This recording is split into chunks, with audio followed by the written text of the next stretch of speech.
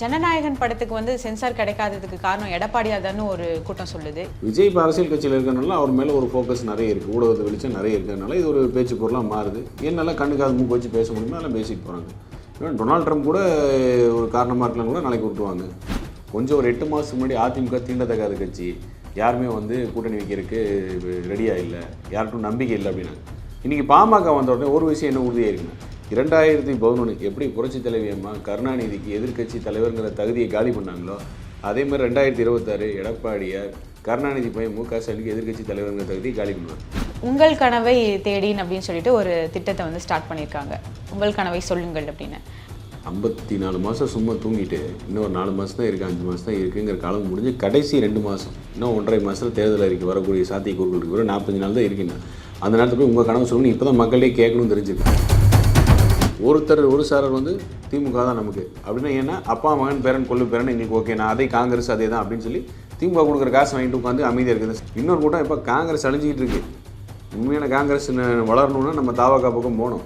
அப்போ தான் நமக்கு நிறைய சீட்டு கிடைக்கும், நமக்கு ஒரு அங்கீகாரம் கிடைக்கும். உண்மையான நம்ம கட்சி வளரணுன்னா இந்த மாதிரி ஏதோ பண்ணணும் அப்படின்னு ஒரு கூட்டம். இன்னும் கொஞ்சம் நாளில் கட்சி சின்னமும் போயிடும், அடையாளமும் போயிடும். மற்ற 3 கட்சி எப்படி போச்சு அது மாதிரி. கம்யூனிஸ்ட் இருக்கிறது ஒன்றும் இல்லாத ஒன்று தான். போன தடவை கொள்கை விட்டு 25 கோடி வாங்கியாச்சு. இப்போ 30 கோடியா 35 கோடியா எவ்வளோ கொடுக்குறாங்க, அதை வாங்கிட்டு பேச உட்கார போகிறாங்க. இந்த மாதிரி கட்சிகள்லாம் வந்து சேர்ந்து அது எப்படி ஒரு வலுவான கூட்டணி. திருமாவளவனுக்கு இப்போ பயம். என்ன பயம்னா, அவர் ஏதோ ஒரு முடிவு எடுத்தானா கட்சியில் இருக்கிற 2ஆம் நிலையில் ஒரு 3-4 பேர் இருக்காங்க. ஒரு வன்னியரசு, ஆளூர் சாணவாசு, ரவிக்குமார், இவங்க வந்து கட்சியை உடச்சிடுவாங்க. விசிக கட்சி உடைக்கிறதுக்கு தயாராக இருக்காங்கிறது எங்களுக்கு வந்த தகவல். அதனால் திருமாவளவனால் முடிவெடுக்க முடியாமல் தவிச்சிட்டு இருக்காரு அப்படின்னு. நாளை நமது நேயர்களுக்கு வணக்கம். இன்று நம்மோடு இணைந்திருப்பவர் அதிமுக செய்தி தொடர்பாளர் கோவை சத்யன் அவர்கள். வணக்கம் சார். வணக்கம். ஜனநாயகன் படத்துக்கு வந்து சென்சார் கிடைக்காததுக்கு காரணம் எடப்பாடியாதான்னு ஒரு கூட்டம் சொல்லுது. என்ன உண்மை சார்? ஒரு படமும் அந்த தணிக்கை குழு போகிறாங்க. அந்த தணிக்கை குழு கடந்து தான் ரிலீஸ் சர்டிஃபிகேட் கொடுப்பாங்க. இப்போ தணிக்கை குழுவில் இருக்கிற ஒருத்தரே வந்து சில விஷயங்களை சொல்கிறார், இது வந்து ஏற்புடையதல்ல அப்படிங்கிறது இப்போ இந்த வழக்காடு மன்றத்தில் இருக்குது. இந்த வழக்கில் யார் என்ன ப்ரூஃப் கொடுக்குறாங்க அதை பேஸ் பண்ணி ஜட்ஜ்மெண்ட் கொடுக்க போகிறாங்க. இதில் 2-3 தரவுகள் வருது. எங்கள் புரட்சி தலைவரோட பாடலை உரிய அனுமதி பெறாமல் உபயோகப்படுத்தியிருக்காங்க. பார்த்துருப்பீங்க, மரியாதைக்குரிய இசைஞானி அவர்கள் எத்தனையோ படத்தில் எத்தனையோ வழக்குகள் போடுறார், எங்கிட்ட உரிமை கேட்காம அனுமதி வாங்காமல் உபயோகப்படுத்திருக்கீங்க இல்லையா. மஞ்சுமல் பாய்ஸ்லேருந்து ஆரம்பித்து இது வரைக்கும் இருக்குல்ல, இப்போ வர படம் கூட இருக்குல்ல. அதே மாதிரி உரிமையோடு வாங்கியிருக்காங்களா வாங்கலையான்னு தெரியல. அது உண்மை 2-3 அப்ஜெக்ஷனபிள் கண்டென்ட். தணிக்கை குழுவோட வேலை என்ன, சென்சார் தணிக்கை குழுவோட வேலை என்ன, அப்ஜெக்ஷனபிள் கண்டென்ட் ஏதோ இருந்தால் அதை எடுக்க சொல்லுவாங்க. அது திரைத்துறையில் அதை நீக்கினதுக்கப்புறம் அது நீக்கின ஆதாரம் கொடுப்பாங்க, படம் வரப்போகுது. ஸோ இது ஒரு அந்த திரைத்துறையில் அந்த தணிக்கை குழுவிற்கும் அந்த திரைப்படம் எடுத்த ப்ரொடியூசர்ஸ் அண்ட் டைரக்டர்ஸ்க்கு இருக்கக்கூடிய விஷயங்கள் வழக்காடு மட்டத்தில் முடிவாக போகுது. இதுக்கு எடப்பாடியாருக்கு என்ன சம்மந்தம் இருக்க போகுது? உருட்டுறவங்க எல்லாம் உருட்டிட்டு போவாங்க, அப்படி தான் உருட்டுவாங்க. வேறு என்ன பண்ணுறது? இந்த விஜயை பார்த்து பயந்துட்டாங்க, அதனால தான் படம் வரலாமாங்க. பராசக்தி படத்துக்கு கூட தான் இன்னும் வந்து தணிக்கை குழு வந்து வரலான்னு சொல்லி தகவல் வருது. விஜய் இப்போ அரசியல் கட்சியில் இருக்கிறனால அவர் மேலே ஒரு ஃபோக்கஸ் நிறைய இருக்குது, ஊடகத்தை வெளிச்சம் நிறைய இருக்கிறதுனால இது ஒரு பேச்சு பொருளாக மாறுது. என்னெல்லாம் கண்ணுக்காது மூக்கு வச்சு பேச முடியுமோ அதெல்லாம் பேசிட்டு போகிறாங்க. ஏன்னா டொனால்ட் ட்ரம்ப் கூட ஒரு காரணமாக இருக்கலாம் கூட நாளைக்கு விட்டுவாங்க. சொல்லிட்டு போக வேண்டியது, சொல்கிறதுல என்ன இருக்குது. கனிமொழி வந்து ஒரு மீட்டிங் நடத்திருக்காங்க. அவங்க பேர் பலகையில் வந்து தமிழும் இந்தியும் மட்டும்தான் இருக்குது, இங்கிலீஷை காணும். ஆனால் அவங்க பார்த்தீங்கன்னா இந்திக்கு எதிராகவும் இந்தி மொழிக்கு எதிராகவும் வந்து படங்கள்லாம் பண்ணுறாங்க, பராசக்தி போன்ற படங்கள்லாம் பண்ணுறாங்க. பட் பார்த்தீங்கன்னா ஏன் வந்து இந்த மாதிரி ஒரு காட்சியை வந்து காட்டுறாங்க பொதுவெளியில்? கனிமொழிக்கு இப்போ இருக்கிற நடப்பு என்ன திமுகக்குள்ள அப்படின்னா, அதிகார சண்டை ஆரம்பிச்சிருக்கு. அதிகார சண்டை குடும்பத்தில் ஆரம்பிச்சிருக்கு. 2-3 மாநாடு உதயநிதியை முன்னிறுத்தி மு.க.ஸ்டாலின் போய் மகனை பார்த்து பெருமை பேசுகிறதும், இளைஞரின் அடையாளமேங்கிறது, இளைஞருக்கு வந்து நிறைய வாய்ப்பு கொடுக்கணும், அவர் என்கிட்ட கேட்டார், நான் அதை ஒத்துக்கிறேன், உதயநிதி சிறப்பாக செயல்படுறான்னு சொல்லி அப்பா மகனை பாராட்டுறதும், மகன் அப்பாவை பாராட்டுறதும், குடும்பத்தை பாராட்டிக்கிறது நிறைய இருக்கும்போது கனிமொழிக்கு அவர்களுடைய இருப்புங்கிறது இப்போ கேள்விக்குறியாகிட்டு வருது. வெள்ளும் தமிழ் பெண்கள்லாம் நல்லா தானே, அதுக்காக தான் அது வந்தது. அதான் இப்போ சொல்ல வந்தோம். இப்போ 2-3 மாநாடு உதயநிதி முன்னிறுத்தி நடத்தினேன், தன்னுடைய இருப்பு அரசியல் இருப்பு அப்படிங்கிறத காமிக்கணும். அப்படிங்கிறதுக்காக முதல்ல கனிமொழி 2026 சட்டமன்ற தேர்தலில் வரக்கூடாதுன்னே திட்டமிட்டு வேணுமே 2026 நாடாளுமன்றத்தில் அவங்களுக்கு ஒரு தொகுதியை கொடுத்து ஜெயிக்க வச்சு சந்தோஷப்படும் சொல்லி அறிவாலயத்தில் ஒரு ரூம் கொடுத்து உட்காந்து வச்சாங்க. ஆல்ரெடி இது ப்ரீ பிளான்டு, எல்லாம் பிளான்டு தான். துணை பொதுச் செயலாளர்னு ஒரு பட்டத்தை கொடுத்து, ஏற்கனவே இருந்த ஒரு அம்மாவை காலி பண்ணி நீங்கள் வெளியே போங்கன்னு சொல்லி காலி பண்ணி அந்த போஸ்ட்டை அவங்களுக்கு கொடுத்து துணை பொதுச் செயலாளர்னு பட்டத்தை கொடுத்து 24 நாடாளுமன்ற தேர்தல் நிற்க வச்சு, ஏன்னா 26 சட்டமன்றத்தில் வரமாட்டாங்க, நமக்கு தலைவலி இருக்கான்னு சொல்லி அதை பண்ணி, அப்புறம் பாருங்கள் நான் உங்களுக்கு பெரிய மரியாதை கொடுக்கணும்னு சொல்லி அறிவாலயத்தில் ஒரு ரூமையும் கொடுத்து உட்காத்தி வச்சு எல்லாம் பண்ணாங்க. இது பின்புலம் என்னென்னா எப்படியாச்சும் மகனை உள்ளதிலையும் மேலே ஏற்றிடணும் அப்படின்னு. ஆனால் 2-3 ரேலி இவங்களுக்கு முக்கியத்துவம் இல்லை அப்படின்னு வரும்பொழுது தன்னோட இருப்பை காட்டிக் கொள்வதற்காகவும் தன்னுடைய இடத்தை பிடிப்பதற்காகவும் கனிமொழி ஆரம்பிச்சிருக்கவள தான் அந்த மாநில மாநாடு. அதன் தொடர்ச்சியாக இருக்கக்கூடிய நிகழ்வுகள் எல்லாம் பார்த்தீங்கன்னா கனிமொழி அவர்கள் ஒரு பெரிய பில்லர் ஆஃப் ஸ்ட்ரென்த், ஒரு திமுக என்னும் அரசியல் இயக்கத்தில் கருணாநிதியோட வாரிசு முத்துவேல் கருணாநிதி கனிமொழி நான் அப்படிங்கிற ஒரு இருப்பை காட்டிக் கொள்வதற்கான வேலை தான் இப்போ நடந்துட்டு இருக்கு. அதிகார சண்டையின் வெளிப்பாடு தான், வேற எதுவுமே கிடையாது. இந்திய எதிர்ப்பு, இங்கிலீஷ் எதிர்ப்பு இதெல்லாம் வெளியில், உண்மை என்னன்னா அது அதிகார சண்டை. Okay sir. இப்போ பார்த்தீங்கன்னா அதிமுக பாமக கூட்டணி வந்து உறுதியாகியிருக்கு. எடப்பாடியார் டெல்லி போயிட்டு வந்திருக்காரு.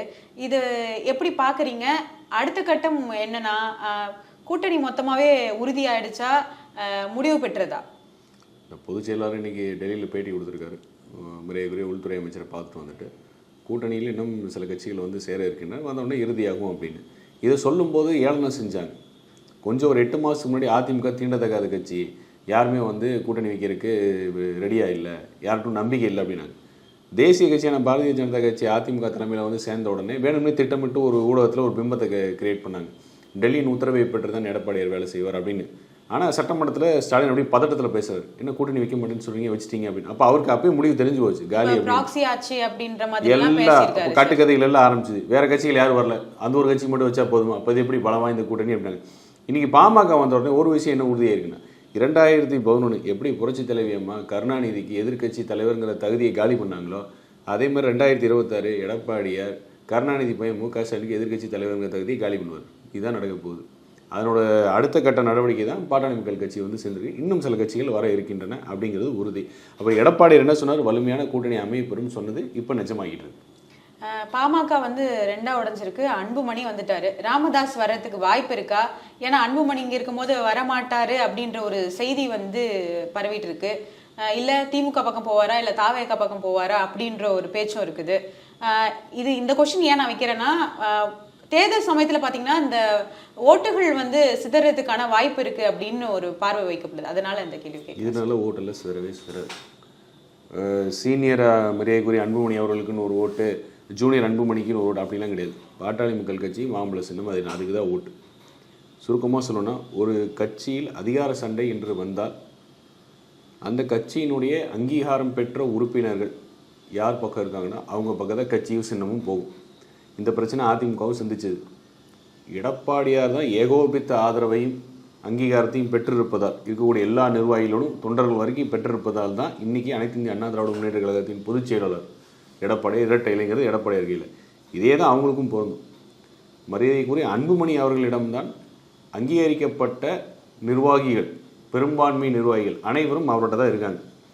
அதை வந்து நிரூபிக்க வேண்டிய இடம் தேர்தல் ஆணையம். அந்த தேர்தல் ஆணையத்தில் வந்து அந்த ப்ராசஸ் அது முடிஞ்சதுக்கப்புறம் அன்புமணி அவர்கள் அப்படிங்கிற ரூட் ஆல்ரெடி எலெக்ஷன் கமிஷனில் ஒரு தடவை சொல்லிட்டாங்க, இவர் தான் வந்து அங்கீகரிக்கப்பட்ட இதுதான் அலுவலகம் வரைக்கும் சொல்லியாச்சு.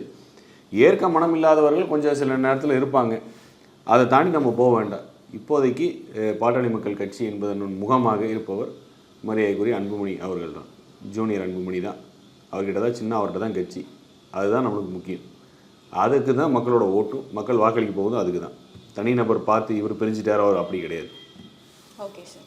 20ஆம் தேதிக்குள்ளே வந்து எல்லாமே உறுதியாகிடும், கூட்டணி வந்து முழு வடிவம் பெற்றுடும் அப்படின்னு ஒரு செய்தி வந்து சொல்கிறாங்க. இது உண்மையா? ஊடகத்தில் நிறைய கற்பனைகள் ஓடுது. ஜனநாயகத்துக்கு போட்டியப்போ ஊடகத்தில் வேறு படம் எடுக்க ஆரம்பிச்சிட்டாங்க கூட்டணி பற்றி.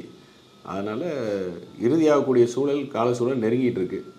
ஏன்னா எல்லா கூட்டணி கட்சிகளுக்கும் வந்து தெரியும், ரொம்ப காலம் நம்மளும் டைம் எடுக்க முடியாது, முடிவை சீக்கிரம் எடுத்தாலும் தான் அடுத்த கட்டத்துக்கு நகர முடியும்னு. இப்போ அதற்கான சமிங்கை கூட்டணி கட்சிகள் வெற்றி வாய்ப்பு பிரகாசமாக இருக்கக்கூடிய இயக்கத்தின் சார்பு தான் வந்து அவங்களுடைய வாய்ப்பையும் வந்து உறுதிப்படுத்துவாங்க. அதன் முதன்கட்டமாக பாட்டாளி மக்கள் கட்சி வந்திருக்கு. இப்போ நான் அதன் தொடர்ச்சியாக மற்ற கட்சிகள் அவரோட முடிவை விரைவில் எடுப்பாங்க. 20ஆம் தேதிக்கு முன்னாடி கூட முடிஞ்சிடலாம், இல்லை 20ஆம் தேதிக்கு அப்புறம் கூட நடக்கலாம். ஆனால் முடிவும் காலம் நெருங்கிட்டு இருக்கு. Okay sir. இப்போ பார்த்தீங்கன்னா அமமுக பொதுக்குழு கூட்டத்தில் வந்து டிடி விதிநகரன் தேர்தல் நெருங்கிடுச்சு, துரோகி நண்பர் அப்படின்னு இப்போ பார்க்க வேண்டிய அவசியம் இல்லை, தேவை இப்போ ஏற்படலை அப்படின்ற மாதிரிலாம் பேசியிருக்காரு. இதை வந்து நம்ம எப்படி எடுத்துக்கிறது? காலங்காலம்னு சொல்லலாம், அரசியலில் நிரந்தர நண்பனும் கிடையாது, நிரந்தர பகைவரும் கிடையாது. அந்தந்த கட்சியோட முடிவு அவரோட தலைவர் எடுக்கும் முடிவை பொறுத்தது. அமமுகங்கிறது ஒரு அரசியல் கட்சி, அதனுடைய தலைவர் டிடி விதிநகரன். அவர் என்ன முடிவு எடுக்கிறாருங்கிறது அவர் தான் பொறுப்பு. கூட்டணிங்க வர்றதுக்கு வாய்ப்பு இருக்கா சார்? அப்போ தெரியல, அது அவர் தான். ஒரு கட்சியோட தலைவர் என்ன முடிவு எடுக்கிறாருங்கிறது அவரோட முடிவு தானே. எடப்பாடியார் கட்சியோட முடிவு. எடப்பாடியாரிடம் இந்த கேள்வியை கேட்ட போது கூட அவர் எதுவும் சொல்லலை, அது முடிவு எடுக்கப்படும். இன்னும் சில கட்சிகள்கிட்ட பேச்சுவார்த்தை நடந்துட்டு இருக்கு. இல்லை, அமமுக என்பது ஒரு அரசியல் கட்சி. அந்த கட்சியோட முடிவு வந்து அந்த கட்சியோட தலைவர், அந்த கட்சி இருக்கிற நிர்வாகிகள், தொண்டர்கள் அவங்க இன்னமும் அவங்க எடுத்திருப்பாங்க. அந்த முடிவை பற்றி கருத்து சொல்றதுக்கு நம்மகிட்ட எதுவும் கிடையாது. உங்கள் கனவை தேடின்னு அப்படின்னு சொல்லிட்டு ஒரு திட்டத்தை வந்து ஸ்டார்ட் பண்ணியிருக்காங்க. உங்கள் கனவை சொல்லுங்கள் அப்படின்னு. அதை எப்படி பார்க்குறீங்க? ஏன்னா புதுசாக திட்டங்கள் கொண்டு வராங்க, மக்களுக்கு நல்லது பண்ணணும்னு தான் கொண்டு வராங்க. இந்த திட்டத்தை நீங்கள் எப்படி பார்க்குறீங்க சார்? தமிழ் ஒன்று சொல்லுவாங்க, அணையும் விளக்கு தான் பிரகாசமாக எரியும்பாங்க. அந்தமாரி 54 மாதம் சும்மா தூங்கிட்டு இன்னொரு 4 மாதம் தான் இருக்குது, 5 மாதம் தான் இருக்குங்கிற காலம் முடிஞ்சு கடைசி 2 மாதம், இன்னும் 1.5 மாதத்தில் தேர்தல் அறிக்கை வரக்கூடிய சாத்தியக்கூறுகள் இருக்குது. வெறும் 45 நாள் தான் இருக்குன்னா அந்த நேரத்தில் போய் உங்கள் கனவு சொல்லணும். இப்போ தான் மக்களே கேட்கணும்னு தெரிஞ்சிருக்கு. இது வரைக்கும் குடும்பம் என்ன, அப்படி குடும்பத்தில் எப்படி கொள்ளையடிக்கலாம், எப்படி ஆசிய பணக்காரர் பட்டியலேருந்து உலக பணக்காரர் பட்டியலில் போகலாம், குடும்பத்தில் இருக்கிற எல்லாருமே சேர்ந்து எப்படி தமிழகத்தை துண்டு துண்டாக வெட்டி கூறு போட்டு கொள்ளையடிக்கலாம் அப்படிங்கிற திட்டத்தில் இருந்தாங்க. அடுத்து இப்போ குடும்பத்தில் ப்ரெஷர் ஜாஸ்தி, பையனை முன்னாடி ஏற்றணுங்கிற குடும்ப ப்ரெஷர் இருக்குது, இன்னொரு பக்கம் தங்கச்சி ப்ரெஷரு. அதனால் அது வந்து ஒரு குடும்பத்துக்கான உழைக்கிற கட்சி. இப்போ தான் மக்களே கண்ணுக்கு தெரியுறாங்க. எப்போது சொத்து வரி ஏற்றி, மின்சார கட்டணம் 3 தடவை ஏற்றி, எல்லா விலைவாசி ஏற்றி, குப்பைக்கும் வரி போட்டு, எல்லாத்துக்கும் வரி போட்டு மக்களை சக்கையை பிழிஞ்சதுக்கப்புறம் தான் உங்கள் கனவை சொல்லுங்கன்னா, மக்கள் கனவு ஒன்றே ஒன்று தான். ஐயா நீயும் போதும் உங்கள் குடும்பமும் போதும் தான் மக்களோட கனவு. அதை சொல்லி அனுப்புவாங்க. தைரியம் இருந்தால் மு க ஸ்டாலின் அதை சொல்லுங்கள். மக்களோட கனவா என் குடும்பத்தை தயவு செஞ்சு கிளம்பி காலி பண்ணி போப்பா, தமிழ்நாடு நல்லா இருக்கும்னு சொன்னாங்கன்னா சொல்லுங்கள். 30 நாள் கழிச்சு மக்களுக்காக தானே எல்லா அரசும் வந்து திட்டங்களை வகுப்பாங்க. நம்ம எப்படி சொல்லிட முடியும்? கண்டிப்பாக மக்களுக்காக தான் அரசு திட்டம் வகுக்கும். குடும்பத்துக்காக மட்டுமே வேலை செய்கிறது ஒன்று தான் திமுக. திமுக வந்து ஒரு கார்பரேட் கம்பெனி, ஒரு குடும்பம் தான். அது மட்டும்தான் வித்தியாசம். மக்களுக்காக செஞ்ச ஏதோ ஒரு திட்டங்கள் நீங்கள் சொல்லுங்க பார்க்கலாம். ஒன்று மாணவர்களுக்கு லேப்டாப் கொடுத்துருக்காங்க சார். 4 ஆண்டு காலம் 5 ஆண்டு காலம் அப்போ 5 ஆண்டு வருஷம் யாரும் மாணவராக இல்லையா? எல்லாம் நேரம் எடுத்தோடனே காலேஜ் போயிட்டாங்களா? அது குறிப்பிட்ட இந்த பர்டிகுலர் காலேஜ் படிக்கக்கூடிய ஃபஸ்ட் ஆண்டு 1ஆம் ஆண்டு படிக்கக்கூடிய மாணவர்கள் எதுக்குன்னா ஃபஸ்ட் டைம் ஓட்டர்ஸ். எல்லாம் வாக்கு வங்கி கணக்கு தான். உண்மையாக மக்களுக்கு நல்லது பண்ணணும்னு நினச்சா ஸ்கூலில் படிக்கிற பையன் 11ஆவது படிக்கிற பையன்லேருந்து நாங்கள் அதிமுகவில் கொடுத்துருக்கணும்ல. அப்போது அந்த மாணவனுக்கு அது ஒரு பெரிய ஏற்றமாக இருந்திருக்கும்ல. வளரும் பருவத்தில் அவனுக்கு ஒரு ஆர்வத்தை தூண்டாதுன்னா அவன் வாழ்க்கையை கட்டமைக்க முடியும். ஃபஸ்ட் இயர் முடிச்சுட்டு ஃபஸ்ட் இயர் படிக்கிற பையன் ஃபஸ்ட் டைம் ஓட்டராக வரான், 18 வயசு, 6 லட்சம் ஓட்டர்ஸ் இருக்காங்க, அதில் எத்தனை பேர் கூப்பிட்டு தான் நமக்கு எத்தனை ஓட்டு இல்லை, வாக்கு வங்கி கணக்கு தான். திடீர்னு தூங்கி எந்திரிச்சு 1000 மகளிருக்கு வந்து திடீர்னு உரிமை வந்த மாதிரி, தகுதி உரிமை வந்த மாதிரி. ஆல்மோஸ்ட் 55 மாதமாக தகுதி இல்லாத மகளிர் திடீர்னு 30 லட்சம் மகளிருக்கு தகுதி வந்துருச்சுங்கிறது மாதிரி கேவலமான ஒரு ஆட்சியில் உலகத்தில் பார்க்கவே முடியாது. கேடு கெட்ட ஆட்சி, கேவலமான ஆட்சி. அது மு க ஸ்டாலின் ஆட்சியே சாட்சி. Okay sir. இப்போ பார்த்தீங்கன்னா இது 4 லட்சம் கோடி ஊழல் பண்ணியிருக்காங்கன்னு எடப்பாடியார் சொல்லியிருக்காரு, குற்றம் சாட்டியிருக்காரு. இதை வந்து எப்படி பார்க்குறீங்க? 4 லட்சம் கோடின்றது ரொம்ப பெரிய அமௌண்ட்டு. என்ன தான் பண்ணியிருப்பாங்க? இதை 2 கட்டமாக இருக்குது. துறை வாரியாக திட்டமிட்டு கொள்ளை, குஞ்சனஞ்ச கொள்ளை இல்லை. அது எப்படி தமிழ்நாடு வாங்கின கடனே 5 லட்சம் கோடி தான், அது எப்படி 4 லட்சம் கோடி ஊழல்னு சொல்லுவாங்க அப்படின்னு ஒருத்தர் ஓட்டுவாங்க. கான்செப்ட் அது கிடையாது. வருகின்ற வருவாய், கஜனாவுக்கு வருகின்ற வருவாயிலேருந்து ஒரு கொள்ளை, அதுக்கப்புறம் துறை ரீதியான ஊழல். உதாரணத்துக்கு சொல்லணும்னா டிஎன்பிஎஸ்சி எக்ஸாமில் போஸ்டிங் போடுறதுக்குன்னு ஒருத்தர்கிட்ட 25 லட்சம் 35 லட்சம் சொல்லி 890 கோடி ஊழல். யார்? நேருவோட தம்பி. ஒரு எக்ஸாமினேஷனில் பதவி போடுறேனே, அப்போ இது மாதிரி டிரான்ஸ்ஃபர்லேருந்து ஆரம்பித்து அரசுக்கு வர வேண்டிய வருமானம், டாஸ்மாக்குன்னு சொல்லி 1000 டாஸ்மாக்கு பாரு, உரிமம் இல்லாத பாரை நடத்தி அதில் வந்து காசில் சரக்கு விற்று, அப்போது டாஸ்மாக்கு கணக்கில் அது வராமல் நேராக கல்லா கட்டுறது. ஏதோ ஒரு தடவை பிடிஆரோட ஒரு பேட்டியில் சொல்லியிருப்பார். நாம் நினச்சிக்கோ டாஸ்மாக் மோனோபொலின்னு நினச்சிட்டு இருப்போம், உண்மையிலே மோனோபொலின்னு பார்க்கணும்னு சொல்லிப்போம். என்னென்னா இப்போ இந்த மது ஆலை நடத்துகிறாங்கல்ல, இந்த டிஆர் பாலு, ஜெகத் ரசிகன்லாம், இவங்கெல்லாம் டாஸ்மாக் விற்கிறாங்க நாம் நினச்சிக்கோ. அப்படி கிடையாது. 1000 அன்லைசன்ஸ்டு பாரில் இவர்கள்ட்ட கொள்முதல் பண்ணுற கணக்கே வராது.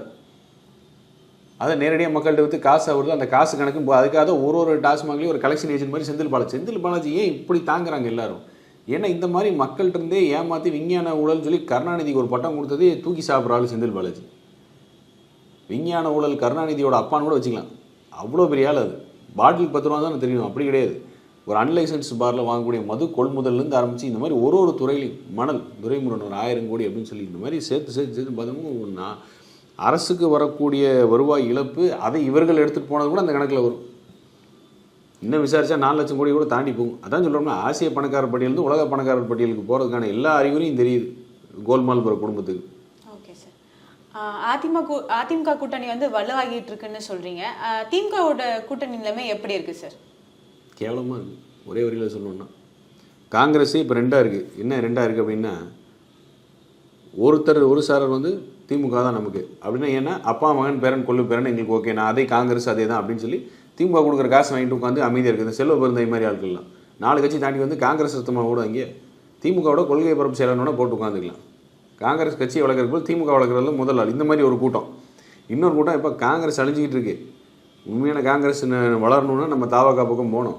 அப்போ தான் நமக்கு நிறைய சீட்டு கிடைக்கும், நமக்கு ஒரு அங்கீகாரம் கிடைக்கும். உண்மையான நம்ம கட்சி வளரணுன்னா இந்த மாதிரி ஏதோ பண்ணணும் அப்படின்னு ஒரு கூட்டம்.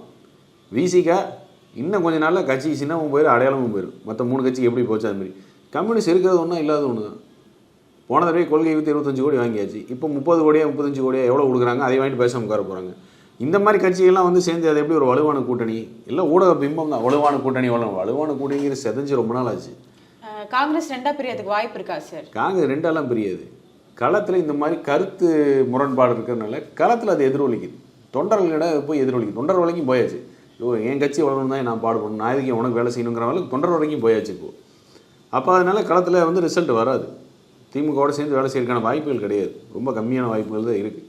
இயக்கத்தை நம்ம பார்க்கணும், இயக்கத்தை வளர்க்கணுங்கிறது கேள்வி வந்துகிட்டு இருக்கு. இப்போ இந்த நேரத்தில் சீட்டும் கம்மியாக கொடுக்கறதுக்கு வாய்ப்பு இருக்கா காங்கிரஸ்க்கு? வாங்குற காங்கிரஸ் ரெடியாக இல்லை. அதானே முக்கியமாக பார்க்க வேண்டியதுன்னு. வாங்குற காங்கிரஸ் ரெடியாக இருக்கான்னு தானே பார்க்கணும். அறிவாலயத்தில் ரெய்ட் நடந்துச்சு, 63 சீட்டு கொடுப்பாங்க. இப்போ ரெய்ட் நடத்தக்கூடிய சூழல் இல்லை. ஆனால் அவங்க ஒரு ஆல்டர்னேட்டாக தாவாக்காவை பார்க்குறாங்க. ஒரு ஆல்டர்னேட் அப்படிங்கிற மாதிரி பார்க்குறாங்க.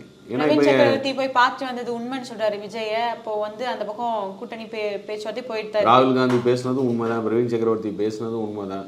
காங்கிரஸுக்கு ஒரு வாய்ப்பு என்னும் கதவுகள் திறந்திருக்கு அப்படிங்கிறதும் உண்மைதான். தாவாக்காக்கு அதுக்கு ஒரு வாய்ப்பு. ஒரு தேசிய கட்சி வருது பாருங்கள், நாங்கள் பலமான கட்சின்னு சொல்கிறதுக்கு ஒரு வாய்ப்பு. காங்கிரஸுக்கு பாருங்கள், திமுக இல்லைன்னா நாங்கள் தாவாக்கா பாருங்கள், எங்களால் தான் திமுக ஆட்சியே அமைக்குது, அதான் உறுதி. நாங்கள் இல்லைன்னா திமுக கிடையாது காங்கிரஸ் மூத்த நிர்வாகிகளான்னு நம்புறாங்க. திருச்சி வெளிசம்பிலேருந்து நிறைய பேர் பேட்டியை பார்த்துருப்பீங்க. மாணிக்கம் தவிர்த்து பேட்டியை பார்த்துட்டு நாங்கள் இல்லைன்னா திமுகவே கிடையாது. அப்போ உன்னை காலி பண்ணுறதுக்கு எனக்கு ஒரு பெரிய விஷயம்னா உன்னை வளர்த்தாமல் நான் தாவாக்கா வளர்க்குறேன்னு சொல்லி காங்கிரஸ் அந்த கூட போகலாம். வாய்ப்புகள் இருக்குது. அரசியல் வாய்ப்புகள் நிறைய இருக்குது, பிரகாசமாக இருக்குது. அதனால் திமுக வலுவான கூட்டணியில் திமுக வந்து காலி செதஞ்சு. ஒன்று உள்கட்சி பிரச்சனை, அதிகார சண்டை, பையன் தங்கச்சி அதிகார சண்டை ஆரம்பிச்சது. அப்புறம் இருக்கிற ஊழல் பட்டியல் கொண்டு போய் கொடுத்துருக்கோம். அது 2026 முடிஞ்ச உடனே முதல்ல புழலுக்கு போக போகிறது யார்? மு.க. ஸ்டாலினா, கே.என். நேருவா, துரைமுருகனா, பொன்முடியா, யார் முதல்ல ஜெயிலுக்கு போகிறாங்கிற போட்டி தான் இப்போ நடக்குது. இதுதான் கலை யதார்த்தம். திமுகங்கிற கூட்டணியெல்லாம் கலைஞ்சு ரொம்ப நாள் ஆச்சு, செதஞ்சு ரொம்ப நாள் ஆச்சு. மருத்துவர் ராமதாஸ் வந்து திமுக கூட்டணிக்கு போனால் விசிகா வெளியேற வாய்ப்பு இருக்கா? பாமக இங்கே வந்தாச்சு, பாட்டாளி மக்கள் கட்சி அஇஅதிமுக வந்தாச்சு. விசிகாவுக்கு வாய்ப்பு இல்லை. அதுக்காக நேற்றே போன வடபோச்சேங்கிற மூமெண்ட் தான். இப்போ வடபோச்சை மூமெண்ட் தான். ஆமாம், தொல் திருமாவனுக்கு வடபோச்சை மூமெண்ட் தான். சொன்னால் அடையாளமும் போயிட்டுருக்கு. நீங்கள் எதுக்காக அரசியல் இயக்கத்தில் இருக்கீங்களோ உங்களோட தனித்துவத்தையும் இழந்துட்டீங்க. மக்களே உங்களை கேள்வி கேட்க ஆரம்பிச்சிங்க. கள்ளக்குறிச்சிக்கு போனால மக்கள் தானே கேட்டாங்க, இதுக்கெல்லாம் போராட மாட்டீங்களா, மக்கள் தானே கேட்டாங்க. உடனே வேகமாக வந்து மது ஒழிப்பு போராட்டம் முடிச்சு என்ன முடிச்சார்? மது ஒழிப்பு மாளிகை மடம் முடிச்சார். அந்தளவுக்கு அடிபணிஞ்சு போகணுங்கிற அவசியம் இல்லையே. கட்சியோட கொள்கையை எடுத்து, கட்சியோட அடையாளத்தை எடுத்து, மக்கள் நலனை பற்றி எதுவுமே சிந்திக்காமல், உண்மையை சொன்னால் திருமாவளவனுக்கு இப்போ பயம். என்ன பயம்னா, அவர் ஏதோ ஒரு முடிவு எடுத்தானா கட்சியில் இருக்கிற 2ஆம் நிலையில் ஒரு 3-4 பேர் இருக்காங்க. ஒரு வன்னியரசு, ஆளூர் சாணவாசு, ரவிக்குமார், இவங்க வந்து கட்சியை உடைச்சிருவாங்க. விசிக கட்சி உடைக்கிறதுக்கு தயாராக இருக்காங்கிறது எங்களுக்கு வந்த தகவல். அதனால் திருமாவளவனால முடிவெடுக்க முடியாமல் தவிச்சிட்டு இருக்காரு அப்படின்னு. கட்சியை காலி பண்ணுற முடியும். ஏன்னா அவங்கெல்லாம் வந்து டைரக்ட் கனெக்ட் திமுகவோட பேரோடு இருக்கக்கூடிய ஆட்கள் அப்படிங்கிற ஒரு குற்றச்சாட்டு இருக்குது. அதனால் திருமாவளவன் ஏதோ கட்சி நலக்காக முடிவெடுத்தாங்க, கட்சியை உடைக்கக்கூடிய வேலையில் மற்ற 3 பேர் இறங்கிடுவாங்க அப்படின்னு. ஏன்னா இதெல்லாம் கை வந்த கலை திமுக. எப்போ தேமுதிக கூட்டணி வரலையே உடனே அங்கேருந்து ஒரு 3 பேரை தூக்கி அவங்களுக்கு எம்எல்ஏ சீட் கொடுத்து அந்த வேலையெல்லாம் பார்த்து கருணாநிதி இந்த வேலையெல்லாம் பார்ப்பார். அந்த மாதிரி கூட்டணின்னு வந்தால் கூட அந்த கட்சியை உடச்சணுங்கிறது திமுகவோட ஒரு வாடிக்கையான ஒரு விஷயம். அந்த வேலை நடந்துருமோன்னு திருமாவளவன் பயந்துட்டு இருக்கு. ஓகே சார், இப்போ குறிப்பிட்டு சொன்னீங்க வந்து பொய்யான பிம்பம் வந்து கட்டமைக்கிறாங்க அப்படின்னு சொல்லிட்டு. திமுக கூட்டணி வீக்காக இருக்குது அப்படின்றாங்க. ஆனால் இந்த பொய்யான பிம்பம் வந்து ஸ்ட்ராங்காக இருக்கிற மாதிரிலாம் காட்டுறாங்க. டிஎம்கே கண்ட்ரோலில் தான் இருக்கா ஃபுல் மீடியாவுமே. எல்லாருமே 80% மார்க்கெட் ஷேர். ஒரு பாலிமர் ஒரு செய்தி போடுது, புதிய தலைமுறை ஒரு செய்தி போனால் 2 நாளைக்கு அந்த சேனல் இருக்காது. புதிய தலைமுறை எல்லாருக்குமே வெளிப்படையாக தெரியும். நான் பேரை குறிப்பிட்டு சொல்லணுங்கிற அவசியமே இல்லை. ஊடகத்துறையில் வேலை பார்க்குற யார் திமுக ஆதரவாளர்கள் திமுகவோட பேரோவில் இருக்காங்க. ஒரு நெறியாவே வேலை செஞ்ச ஒருத்தர் இன்றைக்கி வந்து திமுகவோட முழு நேர சொம்பு. என்ன இன்னமும் அவரை வந்து பத்திரிகையாளர் தான் போட்டு உட்காருவாங்க. ஊடகம் ஃபுல்லாக இந்த பத்திரிகையாளர், நடுநிலையாளர், பொருளாதார நிபுணர், மருத்துவ நிபுணர், என்ன எல்லாருமே திமுகவோட பேரோவில் இருக்காங்க. ஒன்றும் இல்லை, யூடியூப் சேனலுக்கு மட்டுமே மாத கணக்கில் ஒரு மாதத்துக்கு திமுக செலவழிக்கக்கூடிய செலவு வந்து 30 லட்ச ரூபா. யூடியூப் நிறுவனங்களுக்கு மட்டும், யூடியூப் சேனல்களுக்கு மட்டுமே குறைந்தபட்சம் நான் சொல்கிறது, முன்னணி ஊடகத்தில் இருக்கிற எல்லாருமே ஒரு பேரோல் பட்டியலே வச்சுருக்காரு. யார் யாருக்கு மாதம் மாதம் எவ்வளோ போங்கிற பட்டியலே இருக்குது. சார் தேர்தல் வந்துடுச்சு, இன்னமும் வந்து திமுகவுக்கு வந்து சொம்பு தூக்குறாங்கன்னு சொல்கிறீங்க. எந்த விதத்தில் வந்து இன்னும் திமுக வந்து ஜெயிக்கும்ன்றது நம்புகிறாங்க? சொம்பு தூக்குறதுனால தான் நம்புகிறாங்க. சொம்பு தூக்கலைன்னா வரக்கூடிய காந்தியடிகள் சிரிக்க மாட்டார் கையில். 2024 சரி, எதுவுமே காந்தியடிகள் சிரிக்க மாட்டார். இப்போ காந்தியடிகள் சிரிக்கணும்னா சொல்லித்தானே ஆகணும். திமுக வாழ்க, திமுக வலுவான கூட்டணி, முக ஸ்டாலின் அசைக்க முடியாத தலைவர் ஆயிட்டாரு.